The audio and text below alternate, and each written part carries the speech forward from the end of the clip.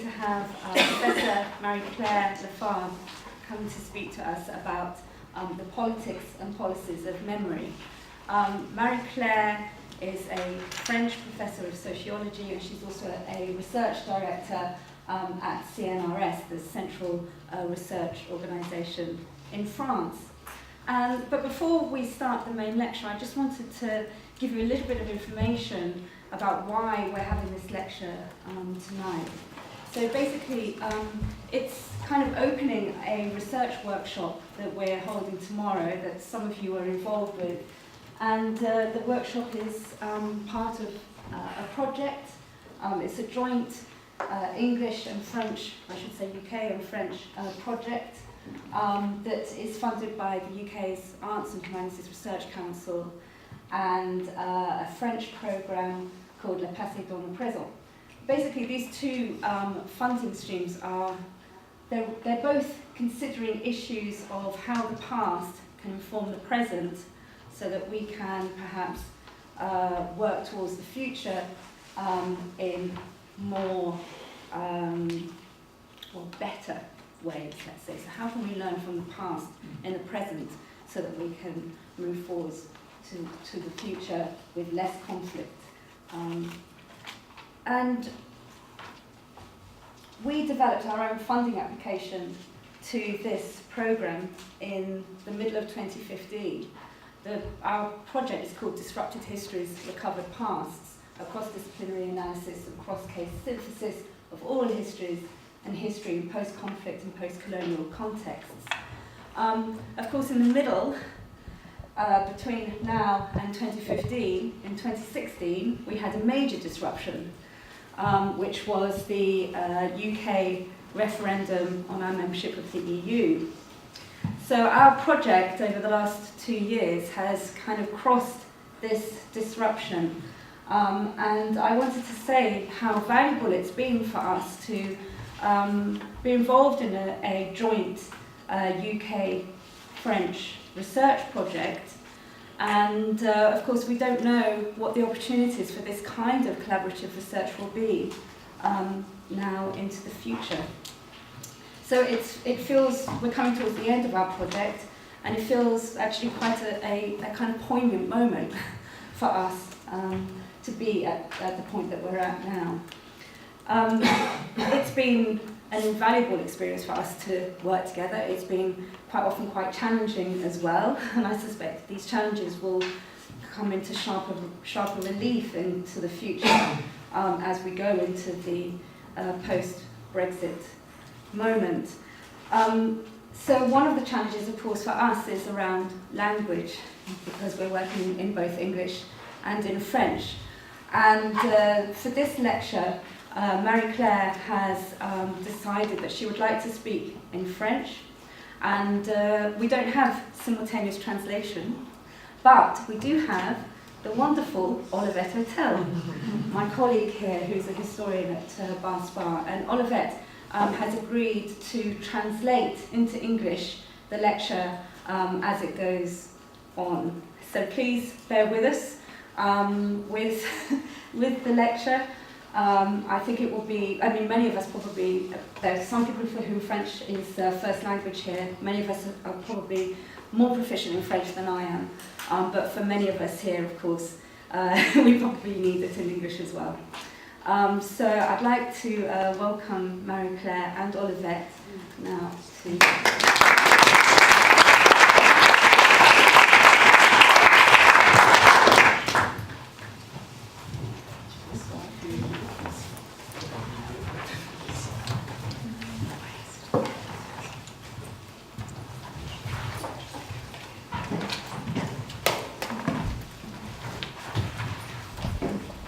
Bonsoir.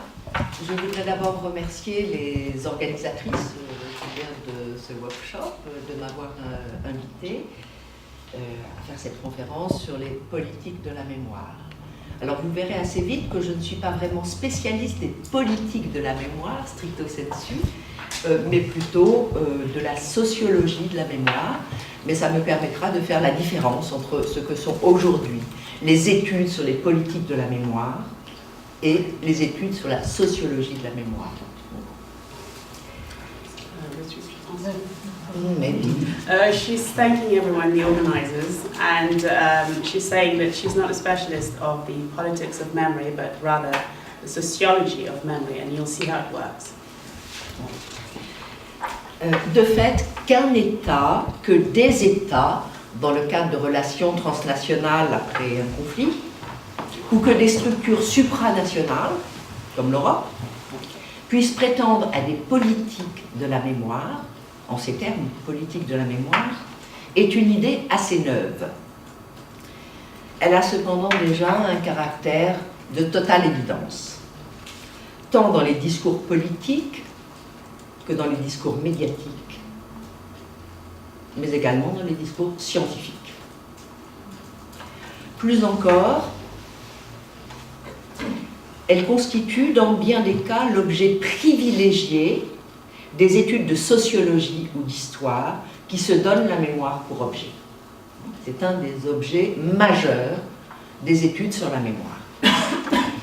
Et dans le même mouvement, l'idée concomitante que des groupes victimes de la répression exercée par des régimes autoritaires, rescapés de conflits violents, de massacres, des génocides du XXe siècle, exilés, issus des migrations postcoloniales, etc., que tous ces acteurs sociaux puissent constituer la mémoire en revendication de vérité, de justice, de reconnaissance, voire tout simplement de dignité, et dès lors faire pression pour que se mettent en place des politiques de mémoire dédiées, est également une évidence. Pour les acteurs sociaux engagés dans la lutte pour le devoir de mémoire, ou contre l'oubli, j'y reviendrai, pour les acteurs politiques qui contestent ou qui répondent à ces revendications d'un genre nouveau, pour les historiens et pour les sociologues, là encore. It is a fairly new idea that a state or states, in the case of transnational post-conflict relations, or supranational structures such as Europe, can lay claim to policies of memory.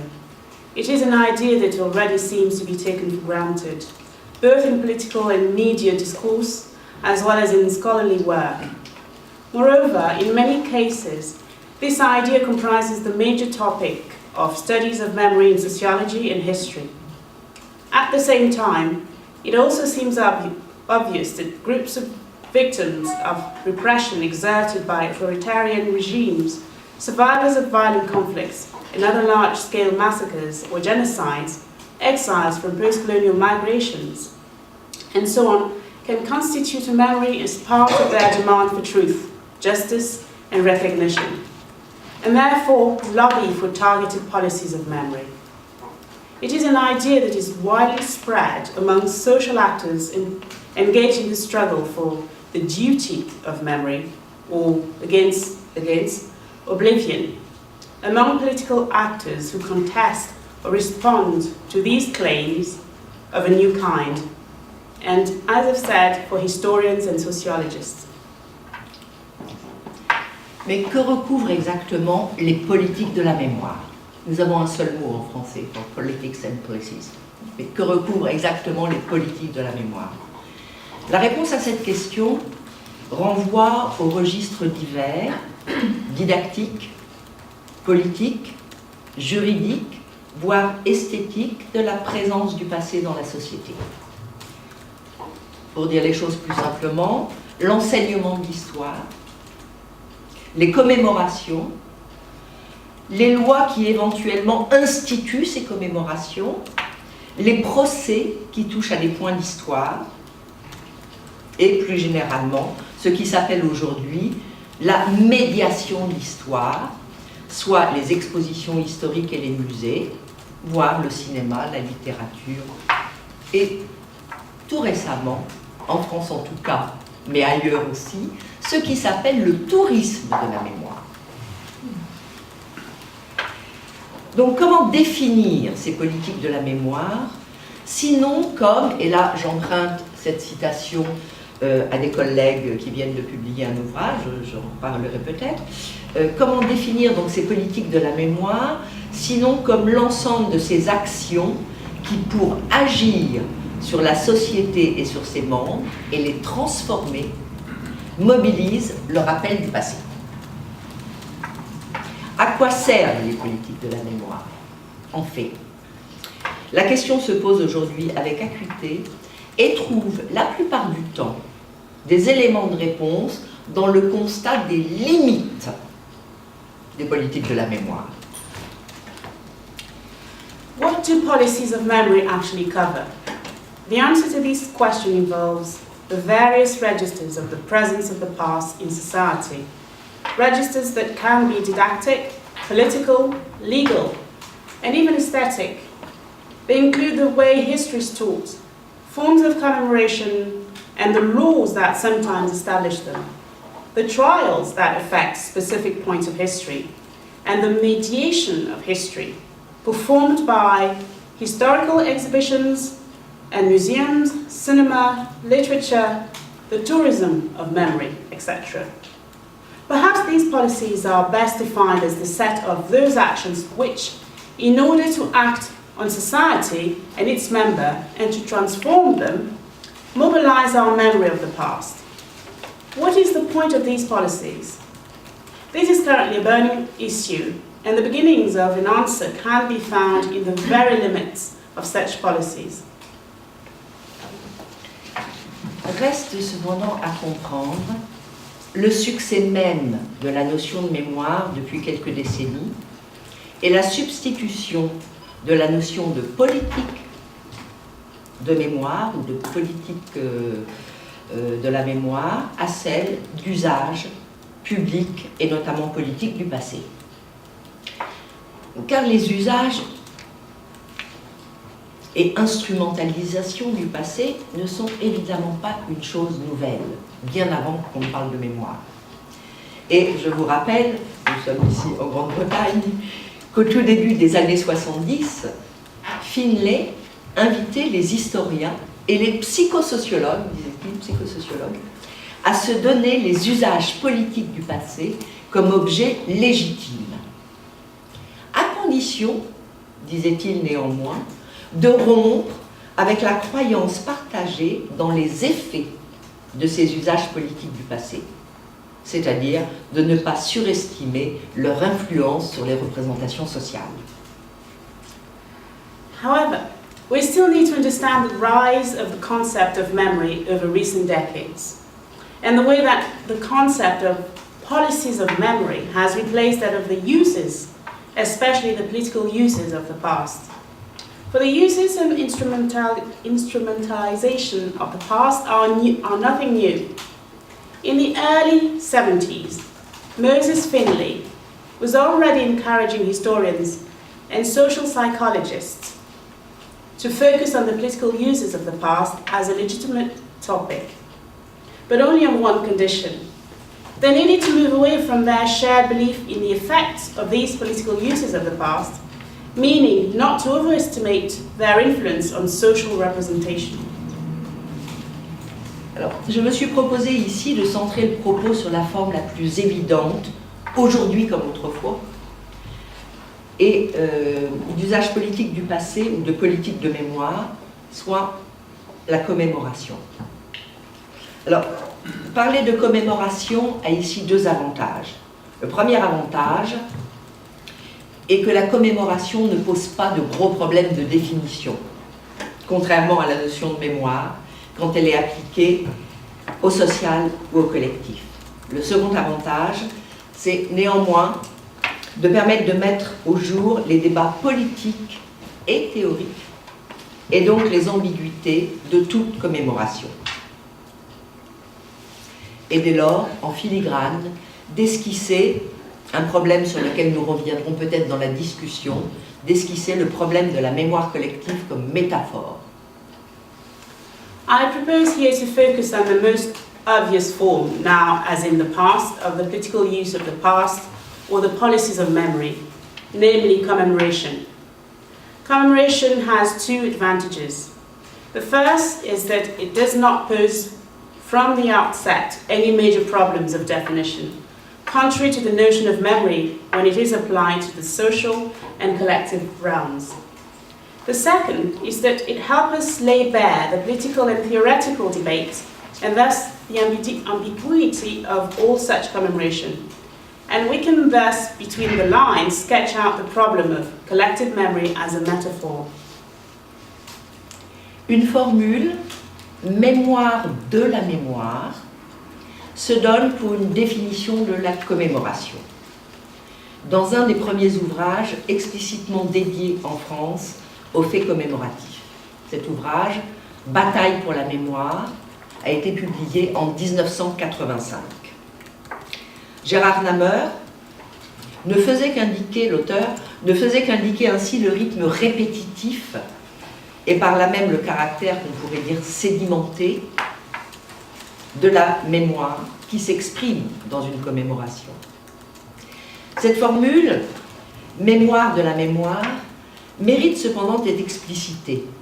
Et elle n'est sans doute, aujourd'hui, dans le contexte qui est le nôtre, elle n'est sans doute compréhensible que dans la distinction devenue nécessaire, en français, mais je crois qu'en anglais ça peut faire sens aussi, entre mémoire et souvenir. Dès lors, effectivement, que le vocabulaire contemporain, politique et scientifique nous a accoutumés à penser la mémoire collective ou sociale à l'aune privilégiée de ses expressions institutionnelles, à l'échelle nationale, plutôt qu'à l'échelle des souvenirs portés par l'expérience vécue.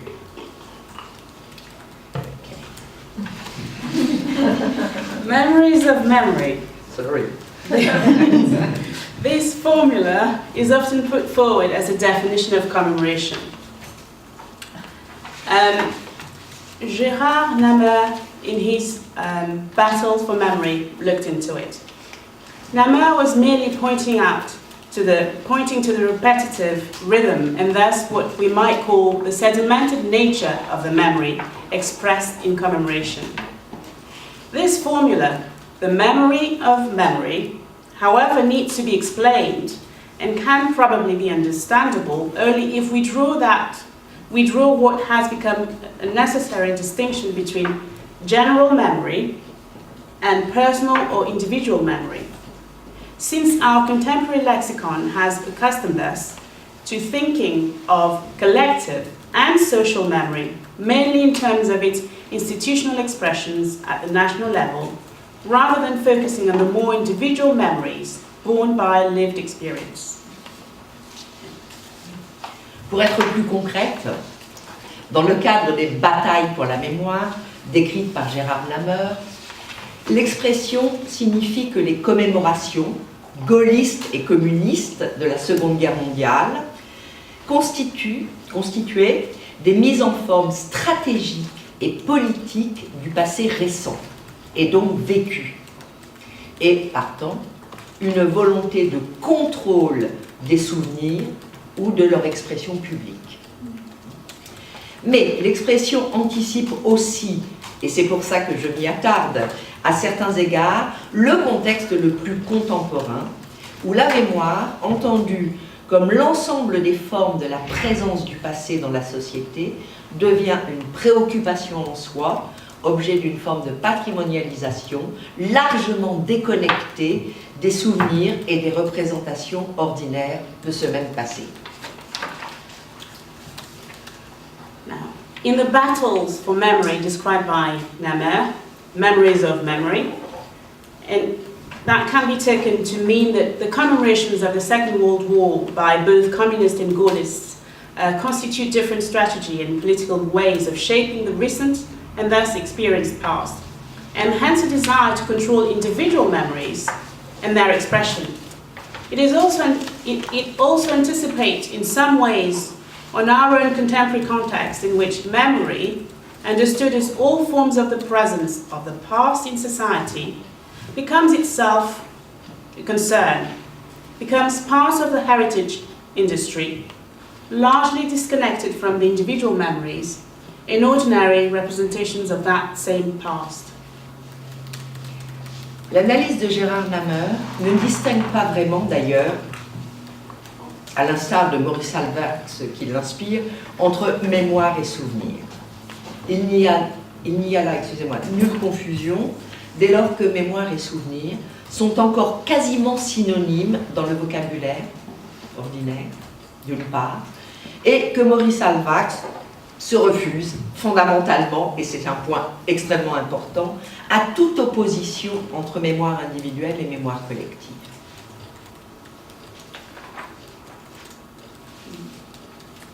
Gérard Namer, d'ailleurs, ne s'y trompe pas, qui définit d'emblée la commémoration comme une volonté politique de mémoire, destinée à remplacer, après la Seconde Guerre mondiale, les effets des manuels scolaires de la Troisième République, soit cette unité d'esprit qui légitimait la République. Et partant, il souligne que la commémoration, en engageant la question des rapports entre mémoire et propagande politique, n'avait pas retenu l'intérêt du grand sociologue de la mémoire qui était Maurice Alvax. Namer's analysis does not really distinguish between general memory, mémoire in French, and individual memory, souvenir. There is no confusion here. First, mémoire and souvenir are still almost synonymous in ordinary French vocabulary. And second, Maurice Alvax refuses, and this is highly significant, to draw any distinction between individual memory and collective memory. Gérard Namer realizes this. He defines commemoration as a political will to memory, intended to replace, after the Second World War, quote, the effect of the textbooks of the Third Republic, and that unity of spirit which had legitimized the Republic, end of quote. He therefore highlights the way that commemoration, engaging as it did, the question of the relations between memory and political propaganda, had not attracted Alvax's interest. Et de fait, Alvax ne s'est pas préoccupé des expressions institutionnelles de la mémoire collective. C'est pourquoi Gérard Namer prête également attention à la trace de l'expérience vécue et à la mémoire des formes de sociabilité liées aux commémorations passées. Et plus encore, il situe l'origine même de la commémoration comme façon d'imposer une mémoire collective sous la Quatrième République dans, et là je cite, ce fond d'irréalité de l'année 45 où la mémoire individuelle contredit sans cesse la mémoire officielle. À cet égard, et je dis là, j'énonce une banalité, commémorer, c'est aussi oublier.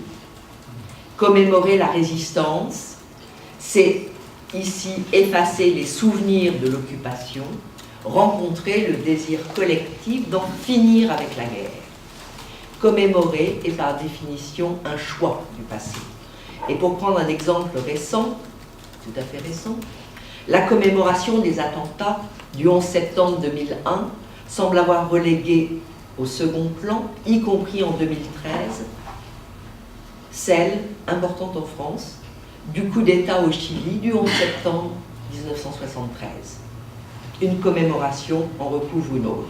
Effet de chronologie, effet de lieu ou d'espace politique, effet de milieu de mémoire, de génération, de sensibilité du présent, de préoccupation du moment. Alvax did not pay much attention to the institutional expressions of collective memory. This is why Gérard Namer also focuses, albeit in a very formal way, on the trace of lived experience and the memory of forms of sociability linked to the past commemorations. Moreover, he sees the very origin of commemoration as a way of imposing a collective memory under the Fourth Republic, as lying in the basic and reality of the year 1945, where individual memory constantly contradicts official memory. In this respect, to commemorate is also to forget. To commemorate the resistance is to erase the memories of the occupation, to encounter, quote, the collective desire to have done with the war, end quote. To commemorate is, by definition, to choose a certain past.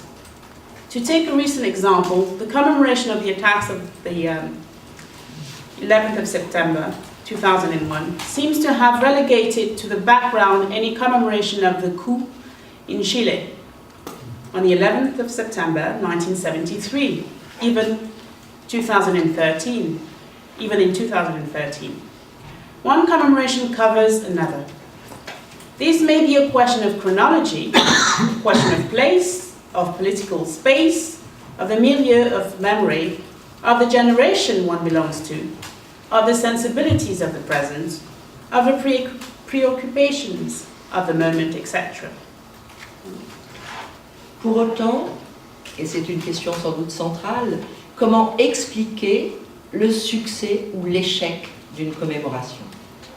Son obsolescence rapide ou sa pérennité? La commémoration comme volonté politique organise-t-elle ce qu'on appelle la mémoire collective ou au contraire en constitue-t-elle une manifestation parmi d'autres? So, how are we to explain the success or failure of a commemoration? Its obsolescence or its survival? Does commemoration as a political will organize collective memory, or is it one manifestation of this memory among others? Les commémorations sont donc le plus souvent pensées à l'aune quasi exclusive de l'usage politique du passé, voire de l'instrumentalisation du passé, par le haut, l'État, ou par le bas, les groupes sociaux en mal de reconnaissance. Et à ce titre, elles sont l'objet de mises en question récurrentes. Les acteurs politiques, mais aussi les experts, notamment, mais non exclusivement historiens, en déplorent l'inflation et l'interprètent comme un symptôme supposé d'une fragmentation de la mémoire nationale et de la montée en légitimité de revendications mémorielles, particularistes, voire communautaristes. Commemorations, however, are most often thought of almost exclusively as a way of politically using the past, or even instrumentalizing the past from above, the state, or from below, social groups in need of recognition.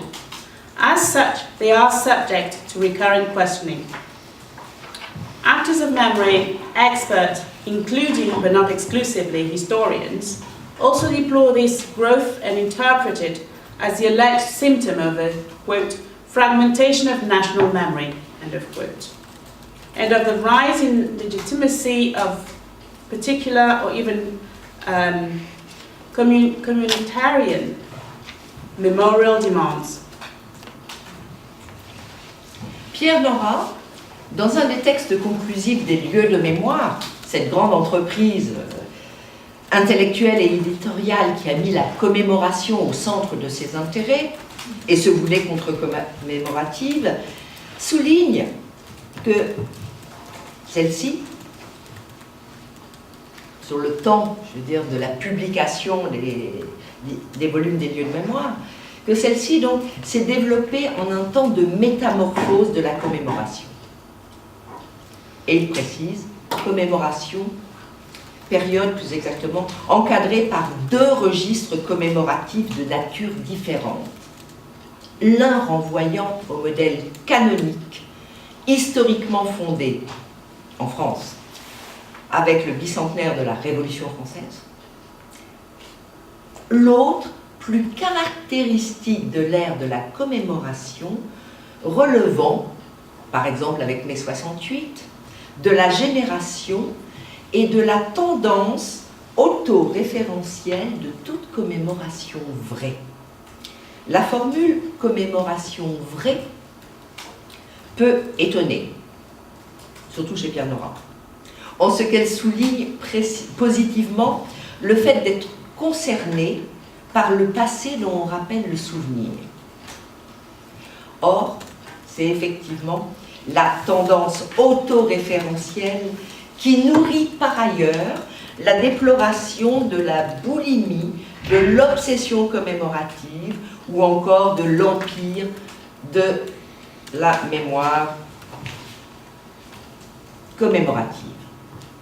Quoi qu'il en soit, le constat n'est guère contestable, les commémorations se sont bel et bien multipliées et les formes et les objets en sont aujourd'hui diversifiés.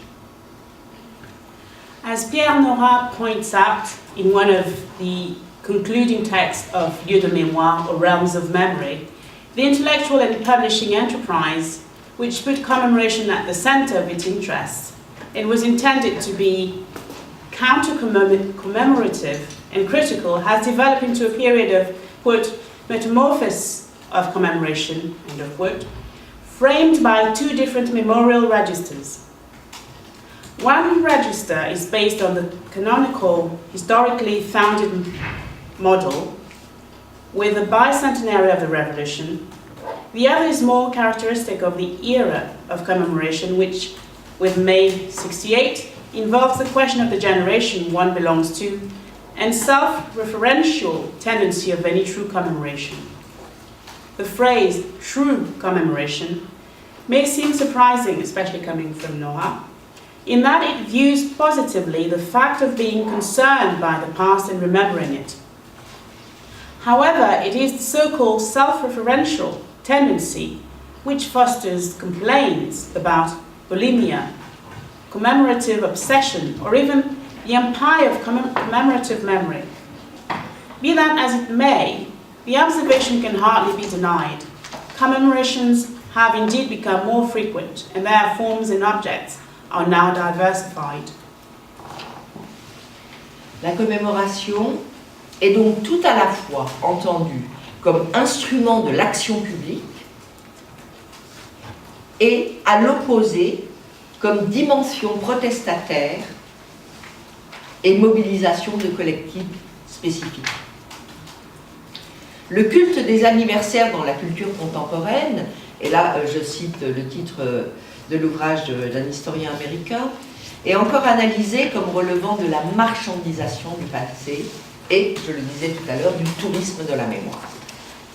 Par ailleurs, la passion du passé et de la mémoire ne serait que la manifestation la plus aiguë de l'entrée en crise des formes traditionnelles de la transmission par la famille et par l'école, et partant le symptôme d'une crise des identités, ou encore, et le point est sans doute essentiel à notre réflexion, l'expression d'une contestation de la légitimité des savoirs constitués, notamment historiens.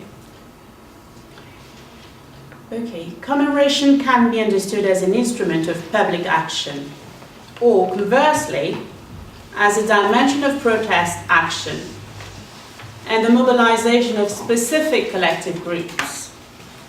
And it can be seen as an expression, symptom, exercise, or practice of memory. The cult of anniversaries in contemporary culture is further analyzed as linked to the commodification of the past and the benefits that accrue from it, especially in the field of culture and tourism. Moreover, the passion for the past and memory is said to be only the most acute manifestation of the growing crisis in the traditional forms of transmission that took place via the family and the school, and is therefore seen as the symptom of a crisis of identity or the expression of a challenge to the legitimacy of established forms of knowledge. Les études sur les commémorations sont la plupart du temps très empiriques, voire très descriptives, en tant qu'elles relèvent par définition de l'étude de cas. Elles s'insèrent néanmoins dans des conceptions ou dans des théories de la mémoire, entendues comme sociales ou collectives, qui en informent assez largement l'angle d'attaque et les interprétations.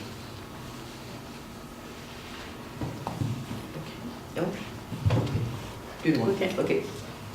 Paradoxalement, la notion de mémoire collective, issue donc des réflexions pionnières de Maurice Halbach, si souvent associée à tort à l'étude des commémorations, après avoir suscité un vif engouement au cours des dernières décennies, est aujourd'hui également largement remise en question. Elle ne serait effectivement que métaphore, fiction sociologique, voire idéologie d'essence totalitaire. Et là, je cite des textes à venir de Reinhard Koselleck. Elle mobilise pourtant depuis plusieurs décennies l'intérêt de l'État, des acteurs politiques, sociaux, associatifs, médiatiques, voire ordinaires. Je l'ai déjà dit, s'il convient de désigner ainsi tous ceux qui accordent une valeur à leur histoire ou à celle de leur famille, s'intéressent au passé de leur quartier, de leur village, de leur ville, de leur région, et à la conservation et à la transmission de celui-ci. By now, it will have become clear that commemorations and studies on commemoration go with the promotion of memory as a factor of identity of groups and communities of experience at various levels, local, regional, national, and transnational. However, empirical or even descriptive studies on commemorations may be, since they often by definition depend on case studies, fit into conceptions or theories of memory, understood as social or collective, which largely inform the point of view from which they are analysed and interpreted. Paradoxically, while the notion of collective memory resulting from the pioneer studies of Maurice Alvax, and so often associated with the study of commemorations, initially aroused a keen interest over the past decades, it is now quite widely questioned. It is seen as just a metaphor, a sociological fiction even an essentially totalitarian ideology. On the one hand, at the same time, collective memory has mobilized the interest of the state and of various actors, political, social, and community, media figures, and even ordinary people, if such labels can be used to designate all those who value their history or that of their family, take an interest in the past of their neighborhood, their village, their town, or their region, and in the conservation and transmission of this past. L'inventaire des définitions, explicites ou implicites, dans les travaux de sciences sociales ou dans les débats publics, met cependant au jour la très grande fluidité, voire l'extrême polysémie de la notion de mémoire. Et ce sera, s'il est possible, mon deuxième et dernier point. The inventory of definitions, explicit or implicit, in the social sciences or in public debates does, however, bring to light a very high degree of fluidity and widely varying meanings of the notion of memory, and that would be her second point. À tenter une synthèse nécessairement réductrice, il apparaît que trois grandes problématiques de la mémoire cohabitent aujourd'hui en sciences sociales, tandis que trois définitions, pour partie transversale, s'y superposent, respectivement fondées sur la distinction de l'histoire, j'entends l'histoire des historiens, de l'histoire et de la mémoire, sur le rapport du passé au présent, et, troisième option, sur l'articulation de l'individuel et du collectif.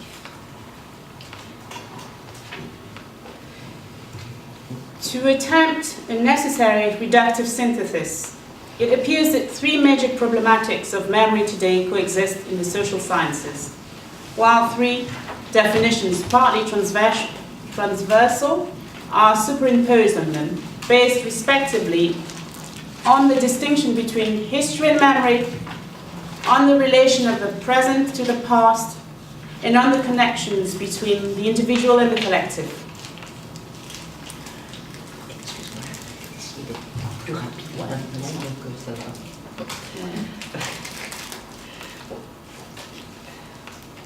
Donc, je vais d'abord envisager la problématique des lieux de mémoire, telle que Pierre Nora l'a formulée. Elle émerge dans les années 70, dans un contexte de forte transformation sociale et politique,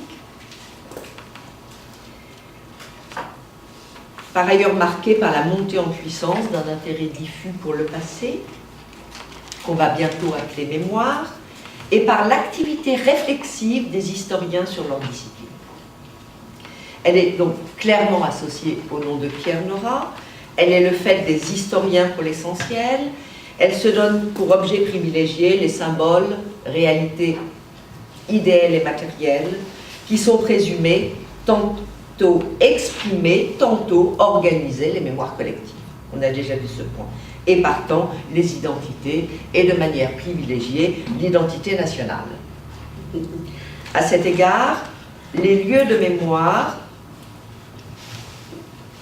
parce que j'en suis, je ne sais plus moi-même, les lieux de mémoire renvoient également à l'opération intellectuelle des historiens qui restituent dans la durée la généalogie des symboles qui cristallisent telle ou telle identité. Ça va ou... Non, ça va. Oui, ça va, je vais le dire.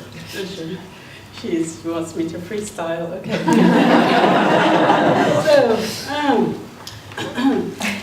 So to use Pierre Nora's realms of memory, the notion of realms of memory and the problematic associated with it emerged in the 1970s at a time of intense social and political transformation marked by the rise of diffuse interest in the past, and this notion of realm of memory is associated with Pierre Nora, and it is for the most part the work of historians. And its main field of investigation is the symbols, ideal or material reality, which are presumed sometimes to express and sometimes to organize collective memories, and thus identities. And in that respect, places of memory also involve the intellectual operation of historians who restores over time the genealogy of these symbols and images. That's very good because I'm a historian, so that's put us at the heart of things.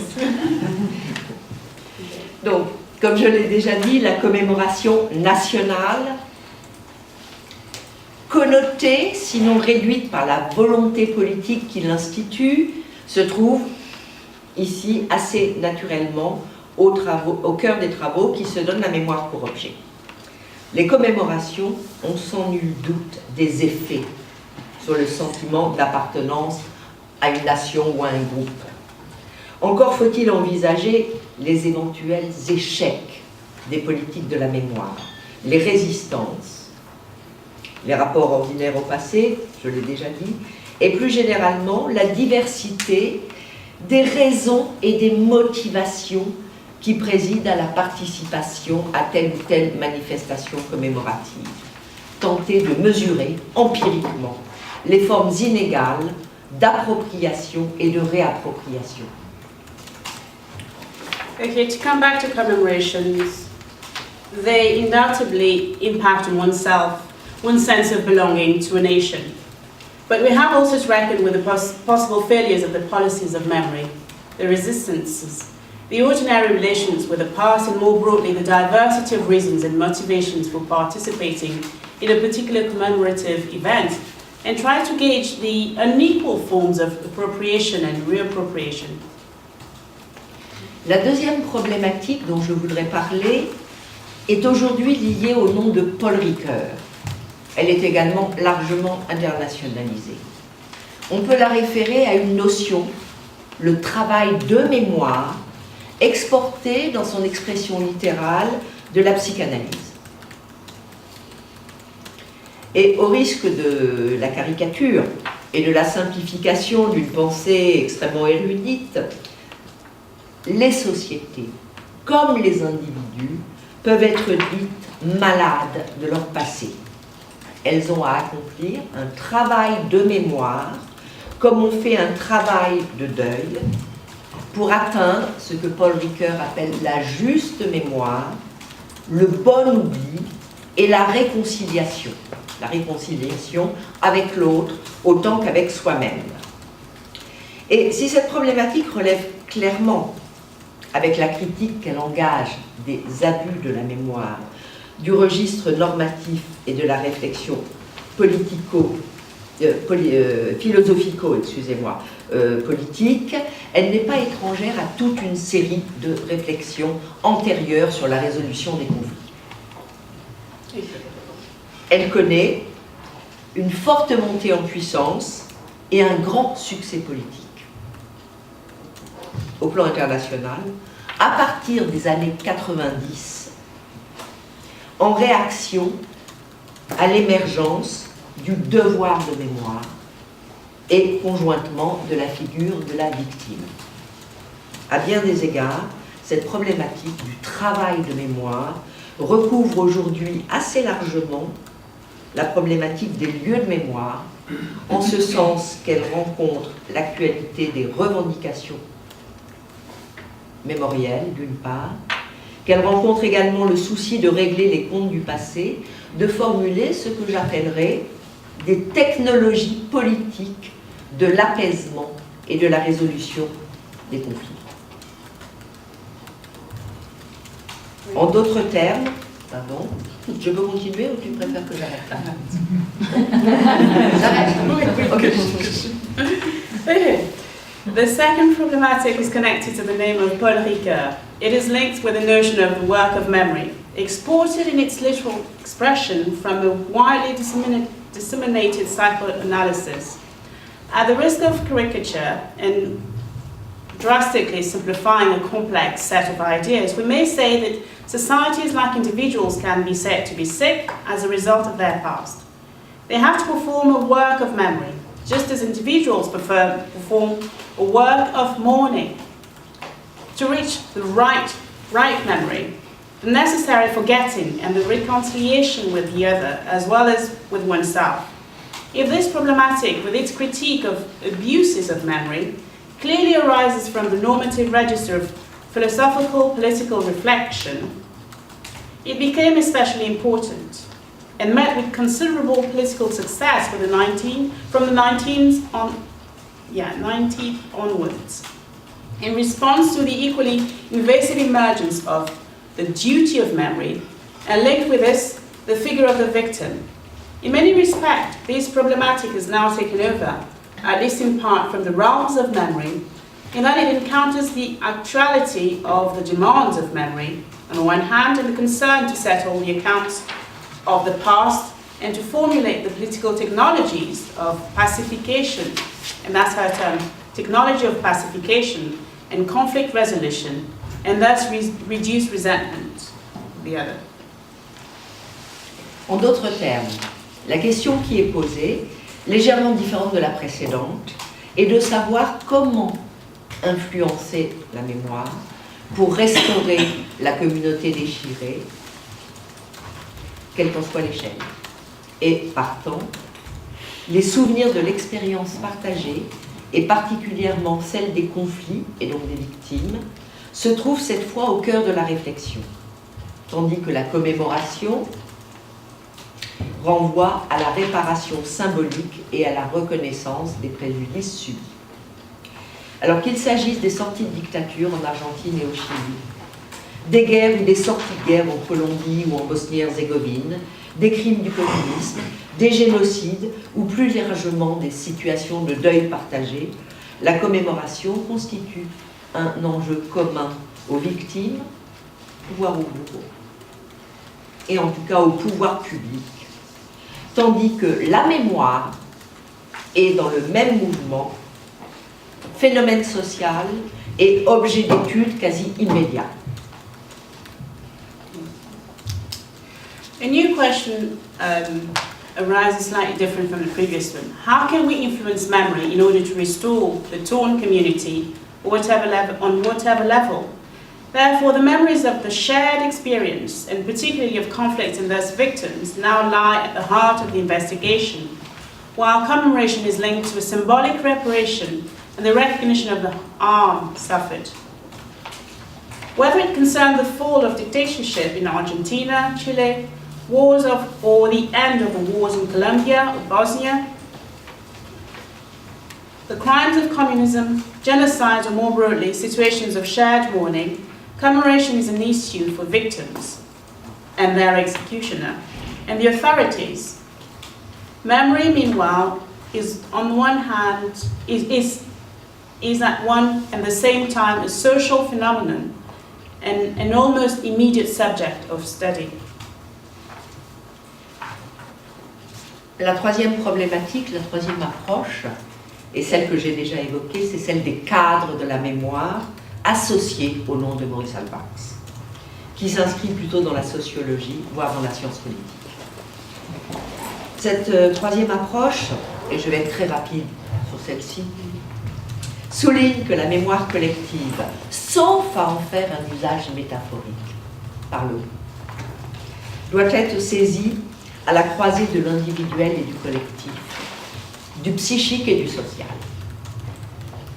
Et à ce titre, la mémoire collective ou sociale reste assez largement une énigme. En tout cas, un objet insaisissable, hors de la conviction que mémoire collective et mémoire individuelle ne s'opposent pas. Deux points. On ne se souvient jamais, pour ainsi dire, qu'en commun avec d'autres. Toute pensée sociale est une mémoire. Et là est le fond, au fond, de l'argumentation de Maurice Halbwachs. Alors, je vais passer très très largement. Et d'accord. Et je vais directement à la fin, comme ça. The third problematic is that of frameworks of memory associated with the name of Maurice Halbwachs and lying more in sociology or indeed in political science.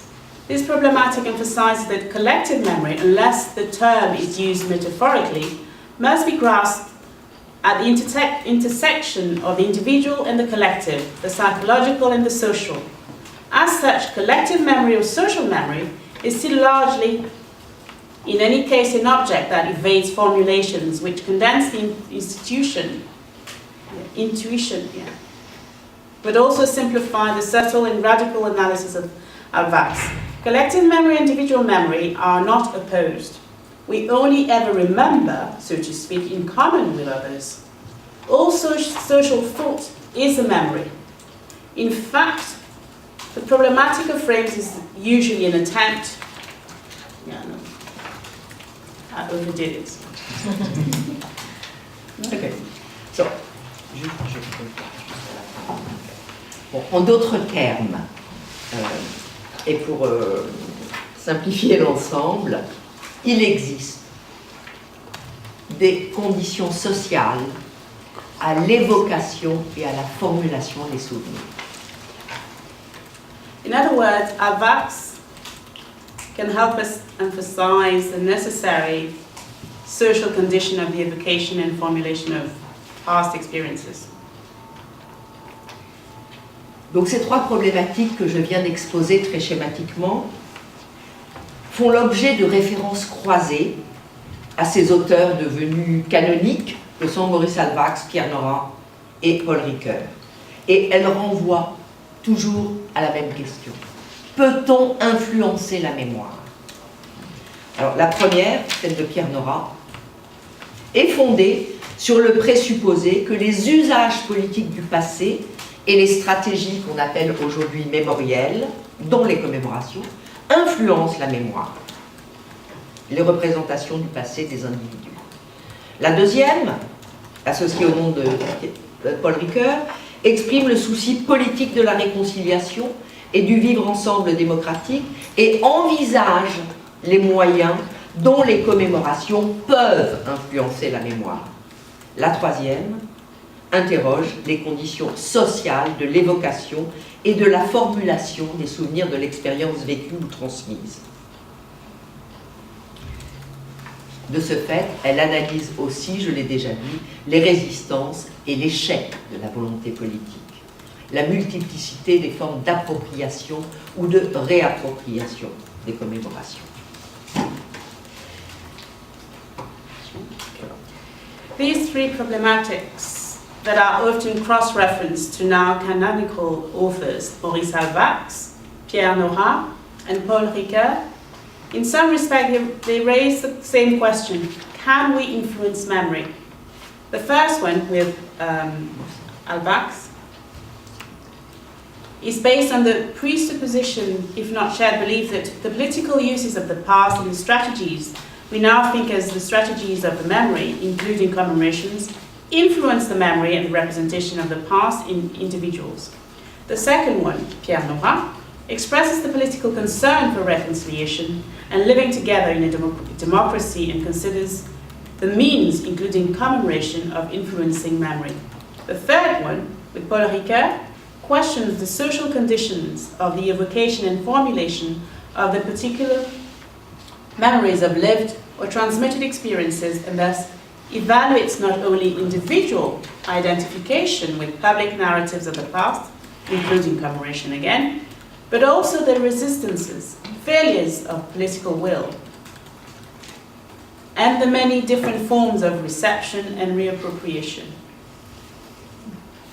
Alors, quelques exemples empiriques très rapidement, tirés de travaux récents.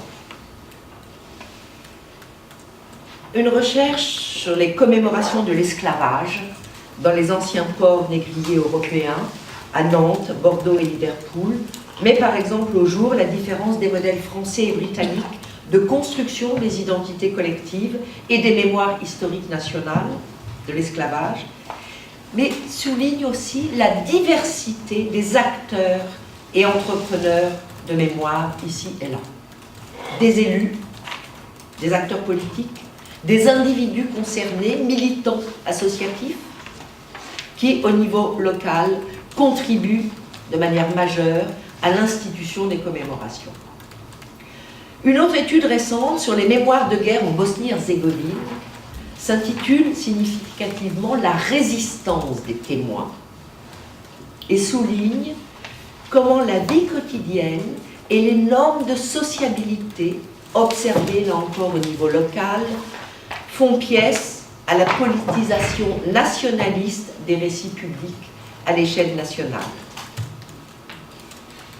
Une autre encore sur le 11 septembre européen, c'est-à-dire sur les attentats sur les 11 septembre européens, excusez-moi, c'est-à-dire sur les attentats de Madrid et de Londres, se donne pour objet la sensibilité morale des Européens à l'épreuve des attentats et a notamment souligné l'échec radical de la journée européenne d'hommage aux victimes du terrorisme, instituée le 11 mars, date des attentats de Madrid en 2006. Et cette étude met au jour les ressorts émotionnels, populaires et politiques de la pérennisation de la commémoration à Madrid, mais nulle part ailleurs. Just a few case studies to show you, which have become common in recent years. In tandem with concerns for memory and the growing number of commemorations in France and elsewhere, we see that a few points are revealed. Recent research on the commemoration of slavery in the former European slave ports of Nantes, Bordeaux, and Liverpool reveals the differences between French and British models of building collective identities and national historical memories of slavery, and emphasize the diversity of the actors and entrepreneurs of memory, elected officials, concerned individuals and collective and community activists who at the local level contribute to the creation of commemorations. Another study, or case study, on memories of the war in Bosnia and Herzegovina is significantly titled The Resistance of Witnesses, so as to better underline how everyday life and the norms of sociability observed here and there at local level are part of the nationalistic politicization of the public narratives. Yet another study of the European 9/11 investigates the moral sensibility of Europeans when faced with the attacks and stress in particular the failure of the European Day, I don't know if you knew about it, the European Day of Remembrance of Victims of Terrorism. Instigated on the 11th of March, the date of the terrorist attack in Madrid in 2006. It also uncovers the emotional, popular and political springs of the perpetuation of the commemoration, but only in Madrid. Pour terminer, je vais revenir donc à la commémoration et souligner que plutôt que de trancher entre expression politique, expression d'une volonté politique et manifestation d'une mémoire collective préexistante à la commémoration, que nous impose effectivement le vocabulaire contemporain. Il faut surtout souligner, je l'ai déjà dit, la distinction entre mémoire et souvenir. La mémoire est aujourd'hui objet de politique de la mémoire. Les souvenirs et représentations du passé peuvent être influencés par ces politiques de la mémoire, mais échappent aussi très très largement à ce cadre prescrit.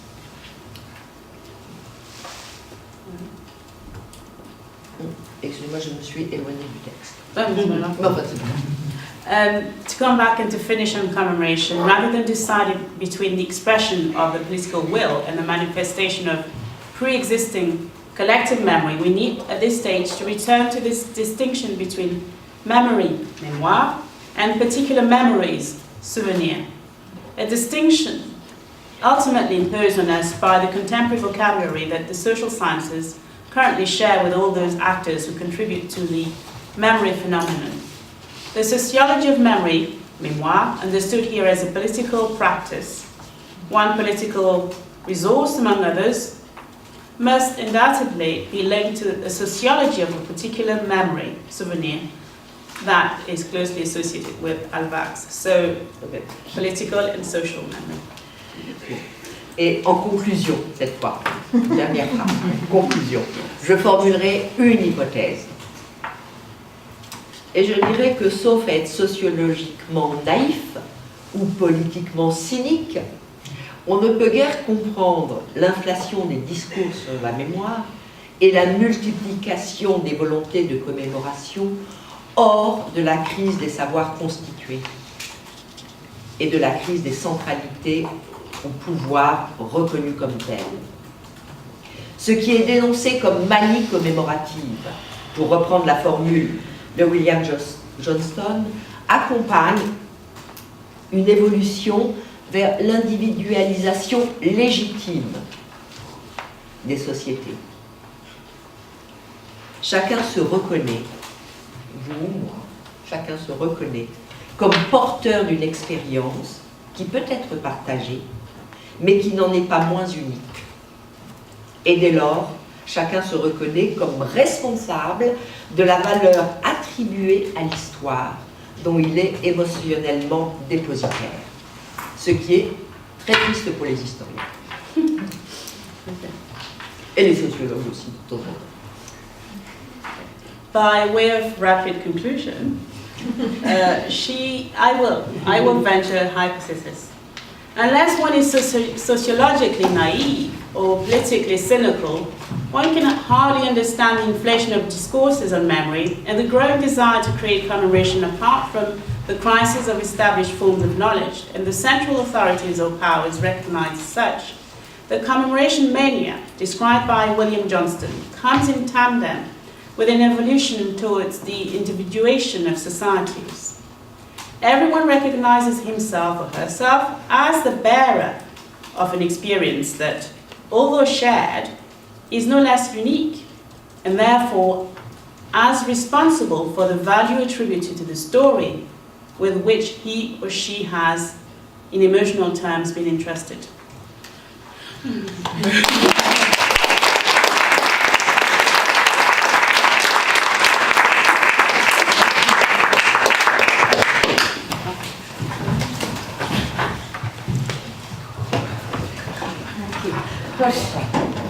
You've given us really a lot to work with there, and I think this tension between memory, memoir and souvenir is really at the heart of what we're working with in our project, Disrupted Histories, Recovered Past. So this has been a really, a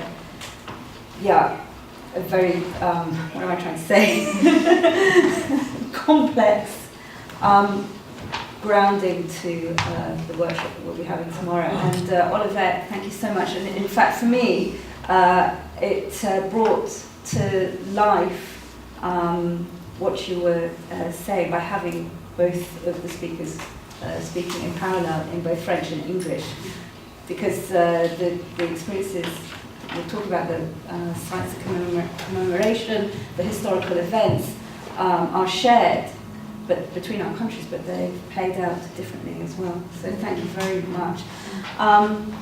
And I've invited Alison Hems at Barcelona University to just speak for a few minutes as a discussant. Would you like to come in? I just... Okay. So Alison is our subject leader in Humanities at Barcelona University, but she's also had many years of experience in the heritage and museum sector, so I think you will have a lot to offer. I've written a lot down. I'm not sure if I have a lot to offer. Good evening, everybody. And can I just echo, I'm going to stand up for a minute because it's really cold over there. And it's impolite to have moved about during your lecture, but thank you to you for the thought and the care with which you put that lecture together, and also then to Olivette for transmitting it so beautifully to those of us whose French is not quite as good as it should be. Echoing also Sian's point about the richness of hearing that in both French and in English, one of the things that struck me as you were talking is I suppose about the vagaries of translation. And when in English we talk about Pierre Nora, we will talk about sites of memory, which are much harder. The word is harder and the conception is harder. It expresses a physicality, which I think your word, which was your translation, which was realms, is much gentler and much more fluid. Realms are about much more about story, it seems to me, and the imaginative recreation of the past, as well as the place to which you might go in order to recollect, or the place that stands in for the memory. And it hadn't struck me until today how language, well, it had struck me how language is so difficult, but in this particular context, how rich that slight shift of emphasis in translation might be as a line to explore. The other thought that struck me as you were both talking and comes back to the end of your paper, and this might be something we could discuss more generally, is around this concept of crisis. So why is it that we are so concerned with ideas about memory, with the debate about what it is we are seeking to remember, the forms of commemoration that are appropriate, the rescuing of memory? And I was struck again by the literature of opposition to the Soviet regime in Eastern Europe before the collapse of the Soviet Union, before the fall of the Berlin Wall. When political writers, poets, novelists talk repeatedly about the end of history, but the proliferation of anniversaries. So history has been expunged, the attempts to rewrite the historical narrative or to reframe it in ways which suit the regime. And what steps into its place is the endless repetition of commemorations of one event after the other, in often quite the meaningless parade. And I wondered if there was something about the crisis of political legitimacy as one regime sought to impose itself upon another, and the effects of that upon history and memory and commemoration in the 1960s, 1970s, 1980s, and what in the West we are experiencing now, different impulses, different pressures, but another crisis of legitimacy, another, looking at Olivette as our historian, a sort of fearfulness about the value of history and its pertinence and relevance, but an endless repetition around commemoration and memory, and the kind of the bastardization, I suppose, of history through heritage, the sort of thing I used to do for a living in my shameful past. I don't want to monopolise the conversation just now, but those were two themes, I suppose, that struck me most powerfully during the discussion. And then perhaps we should open this now up to the floor, unless you wanted to respond to any of those things I've said, of course. If you want, I can. Or First, thank you for the commentary. More general discussion from colleagues here. Yeah. Okay.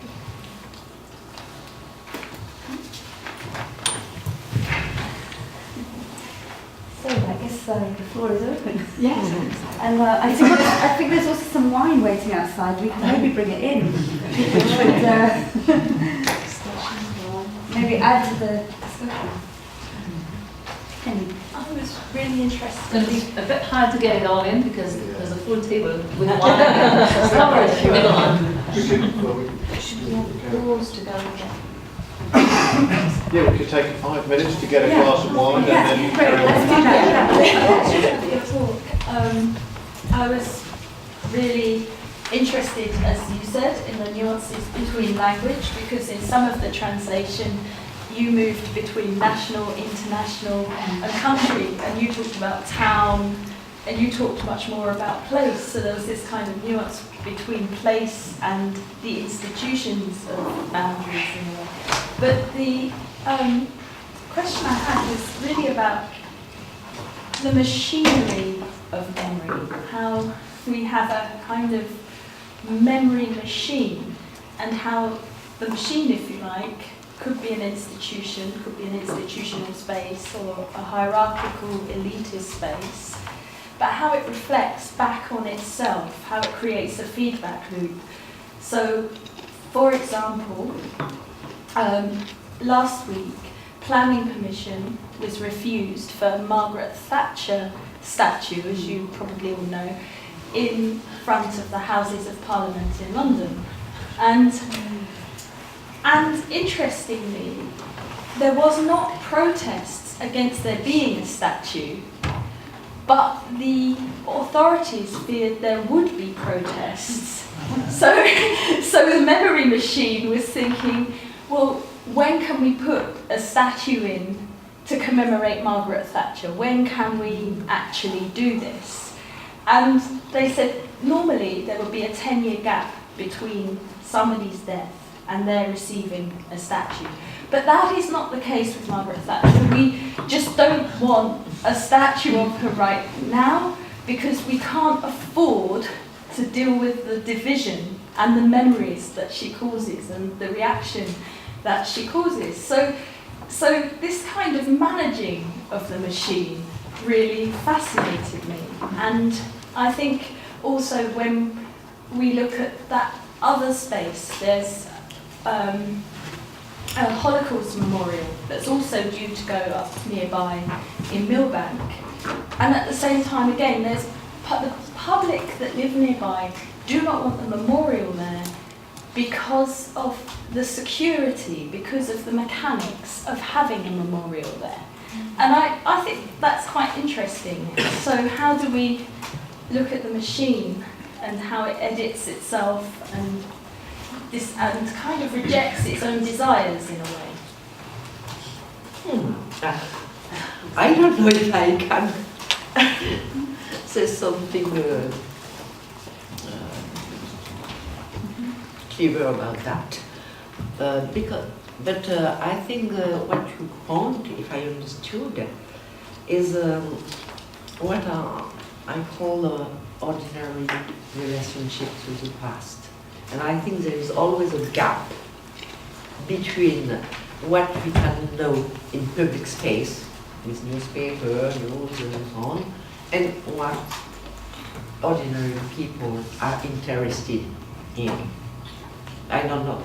And so I am a sociologist, and I want to, comment on dit, plaider, for empirical inquiries, case by case. And I think that one of the problems of the memory and the machine of memory is that we don't know what it is exactly, short-form memory. But everybody thinks to know what it is, you know. And so we have a lot of discourse about memory without any real empirical inquiry about how the machine works. So we can elaborate, excuse me. That is a kind of interaction, okay? But the question I had is who, when, how, you know, and I think it's different in other cases. Sure. So that's why I have no elements to discuss your interrogation. I can see what you want to say, but I have no answer to that. I don't know. And you? I don't have any answers, but I think the importance of case research that I suppose follows how memory is made, or how public social memory is made in practice. And as you were talking, I was remembering a situation in Namibia where I work, and I'm going to probably forget the details now, but North Korea financed a statue, or particular sets of statues to commemorate the independence struggle in a very particular way that connects it with sort of Asian communism. So you get this kind of entanglement of political interests financing the public commemoration of other countries in very specific ways. And I find these sorts of cases of, you know, following those sorts of interactions, you know, literally who is financing? Why is a statue presented in a particular way about a particular event? And when you follow what's behind the making of those. But we need case studies. Yeah, I agree. Yeah. No, maybe what I said about Madrid and the commemoration. I think that most of the people doesn't know that the date of the attack in Madrid is a real European date of commemoration. Yeah. And even me, I didn't know it before I wrote this new research. And what happens, it was an European Commission where people were discussing about what day for an European commemoration of attacks. And they were thinking about 11 September, okay? Because even in Europe there was a lot of reaction, emotional reaction to 11 September. So they were discussing where the news appears of the attack in Madrid. So you say, well, we don't need 11 September, we will take this day, today, for commemoration. Or the commemoration exists, but only in Madrid. And it's very interesting. And maybe if 11 September has been in shoes, maybe it would be better, I don't know. But this date, which was European, is absolutely unknown. So, that's why I thought ordinary relationship to the past.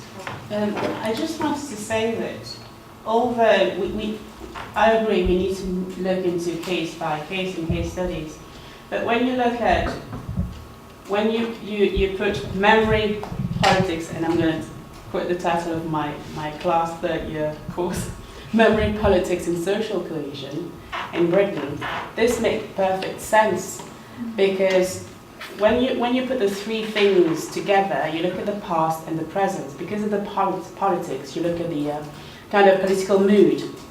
Okay, her legacy divided people, but if you look at the current political mood, it was actually a smart move to do, because we're in the middle of Brexit.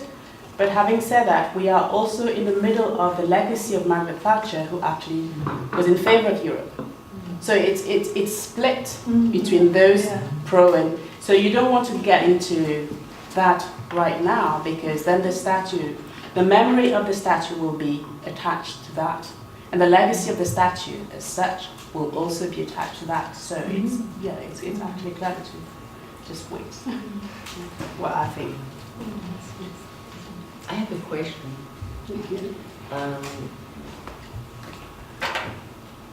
Years ago, when I arrived in Italy, my interest was that there was not a lot of interest for memory in Great Britain compared to France, Germany, with the question of Nazism, in post-communist countries and so on. And I remember very precisely when I said, well, something is happening. It's when Tony Blair apologized for slavery. And I said, something is changing. So is it an illusion from me or not? Because my idea really, 12 years ago now, something like that, no, more than, 15 years ago,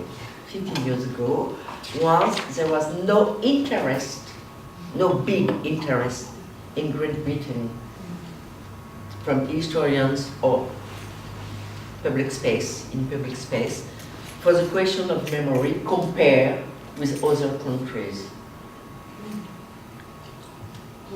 And I am interested in it because I think that the chronology of the, how do you say, rise of the interest in memory.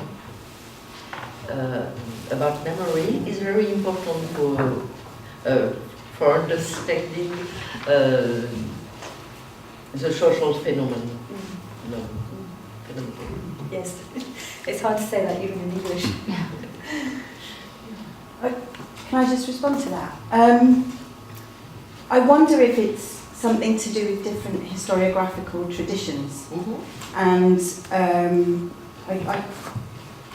I can't answer with kind of public history context, but I think that what had already developed in Britain was the oral history movement, yes. And that within that movement there was a great deal of interest in memory, and there always has been, and that was since the 1970s, we can say the late 70s, but also going back the work of Raphael Samuel, Myths We Live By, and Paul Thompson, and those kinds of people. But they were not part of mainstream history. They were a group of people who were already interdisciplinary. And I think that perhaps this idea of memoir, as it's understood in the French context, is big memory. It's national memory.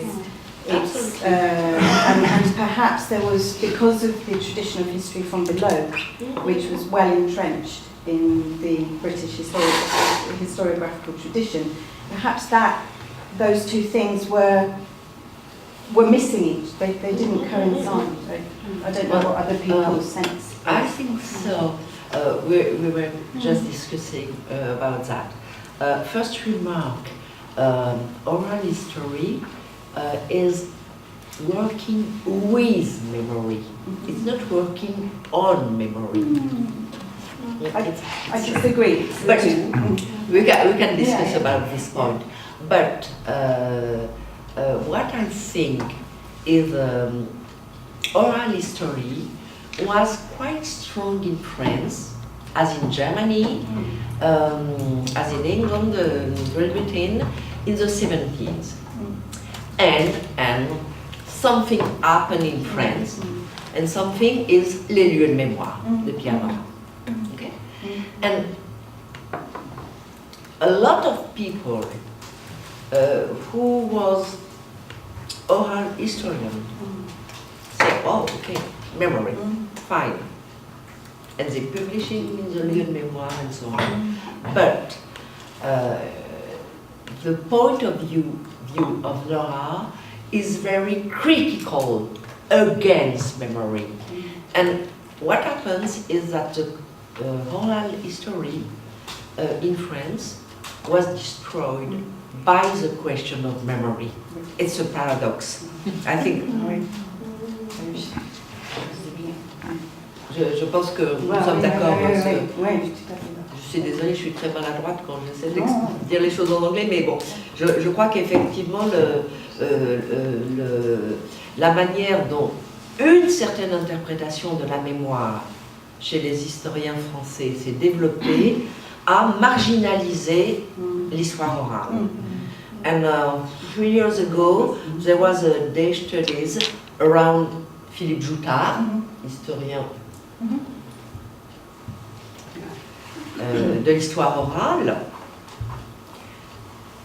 et il était très frappant de voir que la plupart des historiens français qui avaient pratiqué l'histoire orale, notamment autour de la Seconde Guerre mondiale, s'étaient retournés contre les témoins, et que les seuls qui continuaient à revendiquer l'histoire orale étaient quasiment devenus des anthropologues.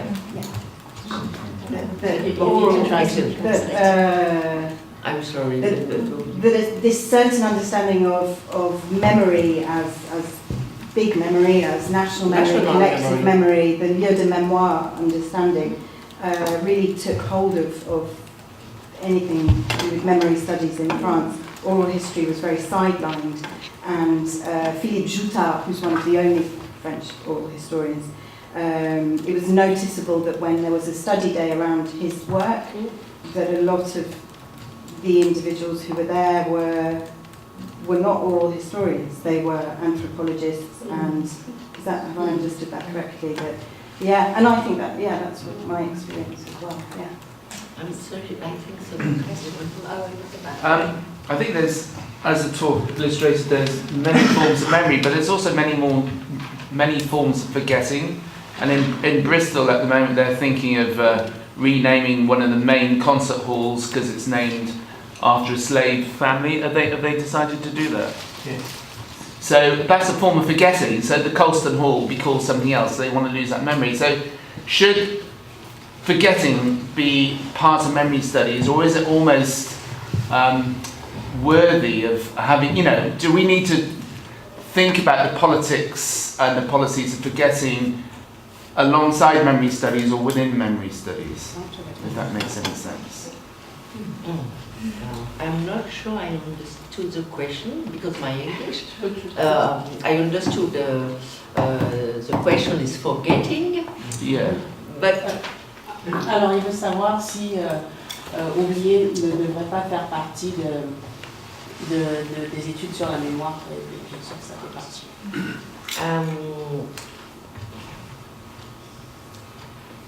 In the Polyker's approach, it's central. The problem is we don't know what is forgetting in the society. For a very simple reason. The battle against forgetting, for victims and so on, is a problem because if you want to fight against forgetting, it's because somebody has not forgotten. Not if it's forgotten, it's if I forget something, I need somebody who tell me you forgot. So we don't know what is forgetting. Forgetting in a society is only what is not at this moment in memory, in public space memory. So, and there is a lot of reflection about the good forgetting for a society. Absolutely, yeah. Okay. But all the reflection about what is good forgetting in a society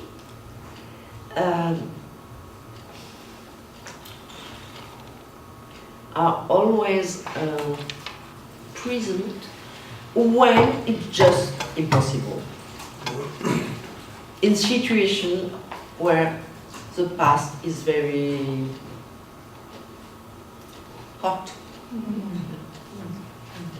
And when the past is not hot anymore, the question of forgetting is just absent. So, the kind of it's not a very good response, but It's a discussion. it feels like there's a duality in those terms of forgetting, because there is, you touched upon earlier, the need for forgetting in reconciliation, but it also feels that collective memory itself becomes a process of forgetting.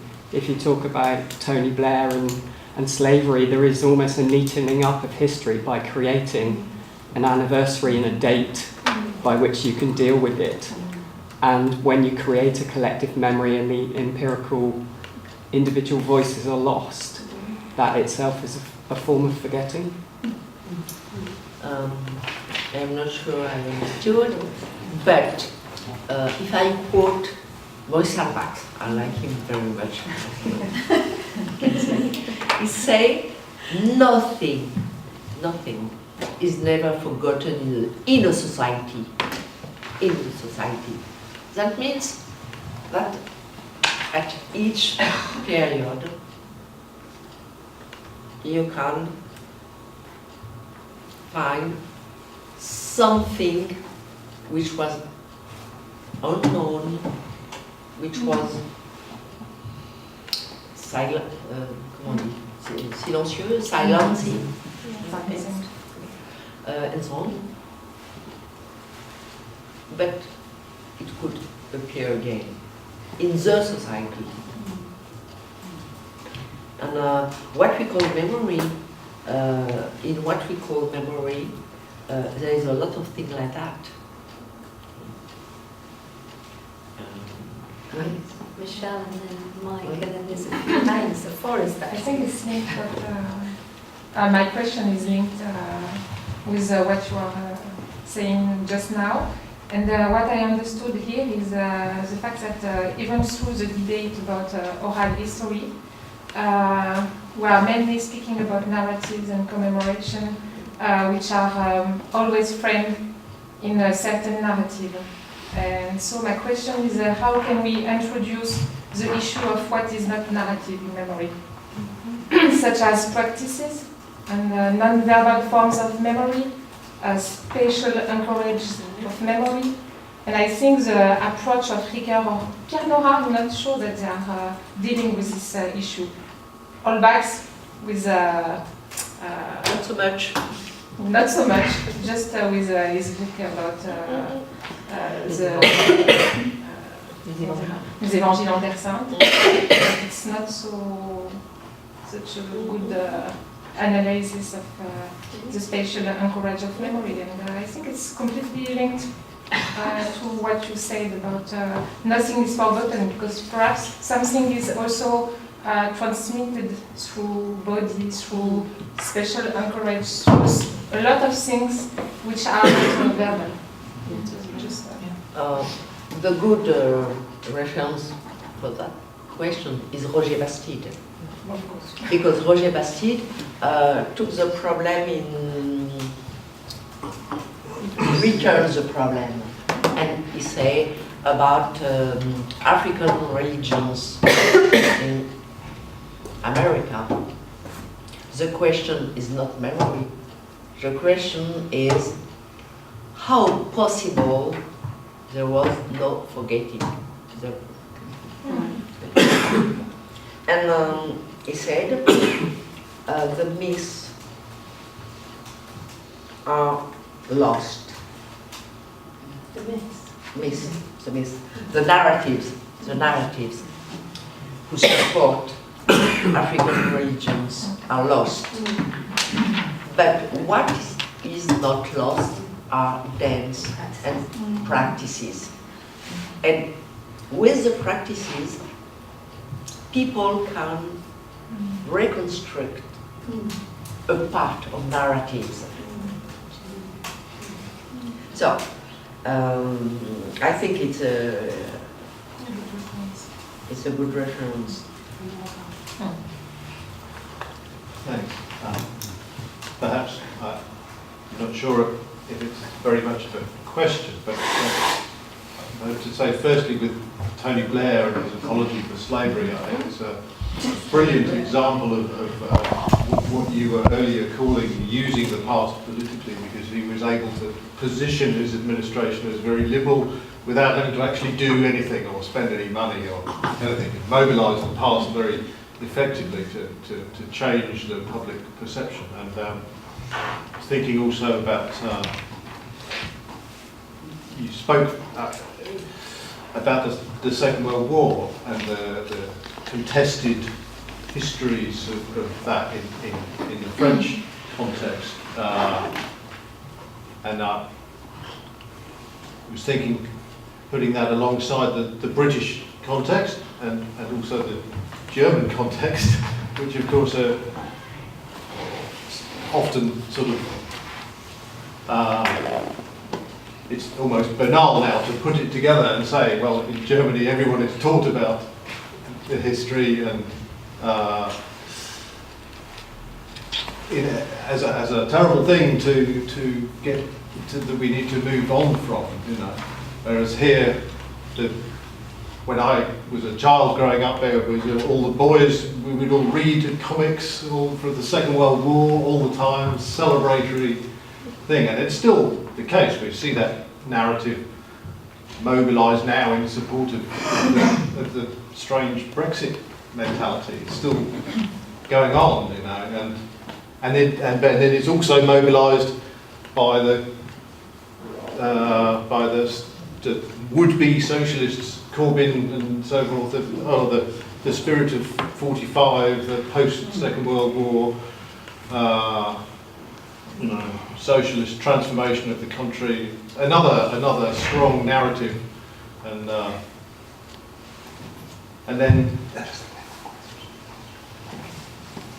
then also we've been seeing the centenary of the First World War, as the last people who were alive are dying, and it's still sort of consolidating the narrative there, because there's nobody you can ask anymore. So once the last people who saw whatever it was have gone, then you only have the official history. That's sort of a change that comes in, whereas currently still the Second World War narrative can be contested by people who could say, oh, hang on, I was there, that wasn't right. You know, eventually that possibility is gone, and the official history becomes the only history, doesn't it? Well, I think historians will always contest history. That's their job. Well, good. I don't think the official history stands unchallenged. So I had Richard at the back there first. Okay, so I just want to carry on where you left off, really, because it's a really interesting bit of memory that Tony Blair so effectively kind of mobilised. Is actually, we remember that as an apology for slavery, but it was such an incomplete apology for slavery because they were terrified that it would open the door for, you know, claims for reparations and all of the rest of it. So it's, you know, that's the way in which the state kind of mobilises a kind of a memory that sinks into our head. And actually, when you said that Tony Blair apologised for slavery, I couldn't even remember that, and I just checked it, and it's, oh yeah, no, well, he kind of, but didn't do it really. So I wanted to just follow that on with it, just say, sort of, it's kind of a bit of a point and then a bit of maybe a question about Britain and memory. So you mentioned, in the front, you mentioned about kind of other forms of memory, embodied memories and things like that, and I think it's, you know, it's an interesting thing that we could sociologise about in terms of Britain, that Britain has not ratified the UNESCO bit about intangible cultural heritage. You know, it kind of doesn't recognise that, you know, sort of it's part of that sort of state thing.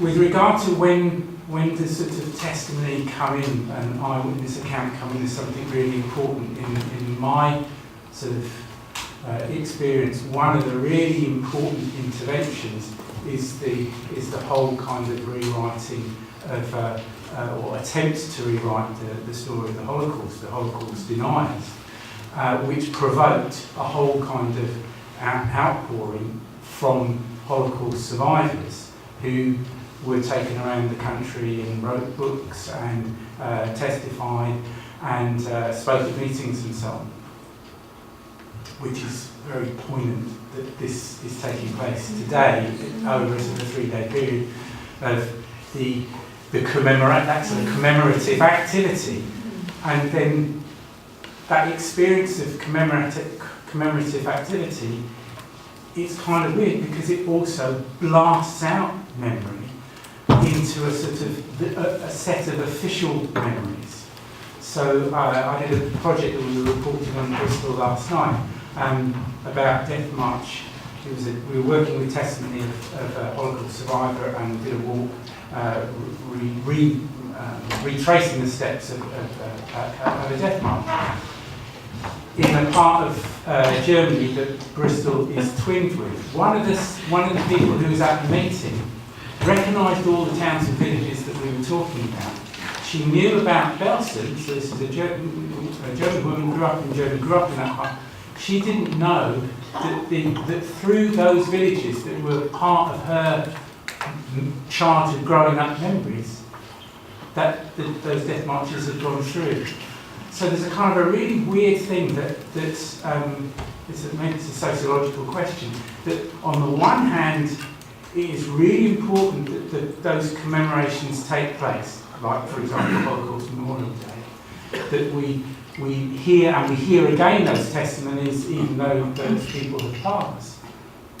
But at the same time it feels like that it concentrates the memory to Auschwitz and Belsen and places like that, and that kind of that day-to-day memory is I don't know whether it's lost or obliterated or what, but there is something that kind of that, I don't know, maybe it's about our responsibility, carrying things through or whatever, that kind of gets lost, and I could give you several examples of that experience. So it's kind of memory and forgetting, but it's not the kind of forgetting that Owen was referring to, because that's not a forgetting. We will remember Colston and everything that Colston did, but we just don't want a place where we go for